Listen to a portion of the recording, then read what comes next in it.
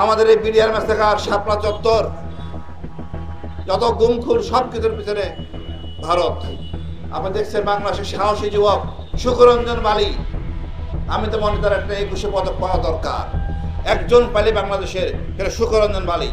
আরেকজন নেতা আমাদের আছেন 15 আগস্ট 1975 সালে সেই বীর কর্নেল ফারুক, মেজর ডালিম। আমি কদিন আগে ডালিম স্যারের সাথে কথা বলেছিলাম, আমি চোখে পানি রাখতে পারি নাই। যারা আমাদের দেশকে স্বাধীনতা দিচ্ছে ফ্যাসিস্ট শেখ মুজিবুর থেকে, তাদেরকে আমরা অস্বীকার করতেছি। আমরা কত বড় গাদ্দার!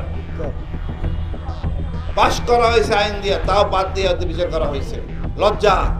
আর এই সরকার বহন এখন একটা সনদ পাশ করতেছে, কিনে বিনিয়ে আগামী বুধবার পাশ করে আমার বিশ্বাস এখানে 75 বীরদেরকে ক্ষমা করবে এবং তাদেরকে দেশে আসতে সুবিধা করে দেবে। ক্ষমার কিছু নাই, তারা গর্বের সন্তান, আমাদের সূর্য সন্তান।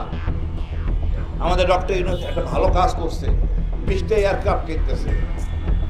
আমাদের যেই পরিমাণ টাকা আমরা পাচার করছি, আমরা 1000টা এয়ারক্রাফট কিনতে পারতাম, দেশটাকে স্বর্ণ দিয়ে বাংলাদেশে বাঁধাইতে পারতাম। আমরা এমন রাজনৈতিক দল চাই না, এমন লোককে চাই না, চাঁদাবাজ বাটপার। আমরা চাই আমরা সকল বিষয় স্বয়ংসম্পূর্ণ হব। আমাদের ছোটকাল থেকে শিখাইতে হবে বাচ্চাদের ভারত আমাদের একমাত্র শত্রু, আর তার সহযোগী হলো আওয়ামী লীগ, আর তার সহযোগী হলো জাতীয় পার্টি সহ বাটপার লোকগুলি। এদেরকে আমাদের চিনতে হবে, ইতিহাসে সুন্দর করে লিখতে হবে।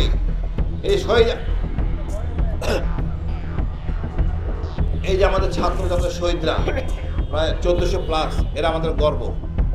এরা না হলে আজকে এখানে আমি কথা বলতে পারতাম না, আমার বন্ধুরা আমার সাথে আসতো না, আপনারা আসতেন না। এদেরকে সম্মান রক্ষা করতে হবে। বইয়ের পাঠায়, মাদ্রাসা পুস্তকে এগুলো নাম লেখা থাকতে হবে।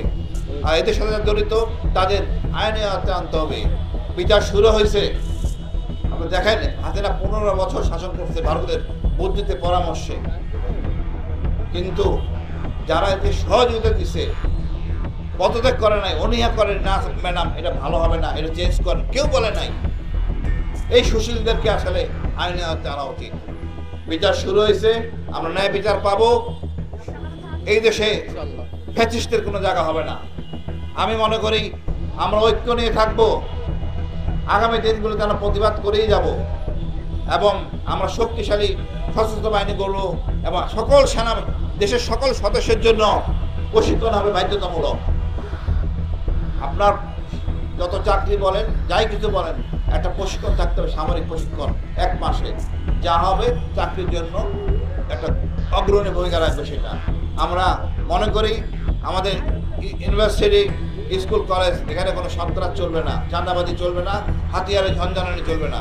ছাত্ররা জ্ঞানী হবে, বিজ্ঞ হবে, দেশে বিদেশেরা সম্মান অর্জন করে রাখবে। বাটপার ওই রিকমেন্ডেশনের বিশেষ ক্যাডার দরকার নাই।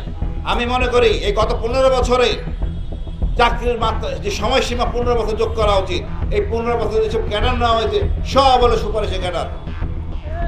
বিশেষ ক্যাডারে 15 বছর যোগ করতে হবে। 15 বছরে ভালো লোক, ভালো ছাত্র চান্স পায় নাই। শিক্ষা হবে মানদণ্ড, কোনো বৈষম্য থাকবে না, পাহাড়েও বৈষম্য থাকবে না, সমতলে বৈষম্য থাকবে না, এখানে সেটেলারও থাকবে না, আর ওই আদিবাসীও থাকবে না। সবাই আমরা সমান বাংলাদেশি, গর্বের সহিত বসবাস করব, সমমর্যাদা এবং সম অধিকারের ভিত্তিতে। বাংলাদেশ দীর্ঘজীবী হোক। অনেক সময় নিয়ে আপনারা বসেছিলেন, আপনাদেরকে অশেষ ধন্যবাদ।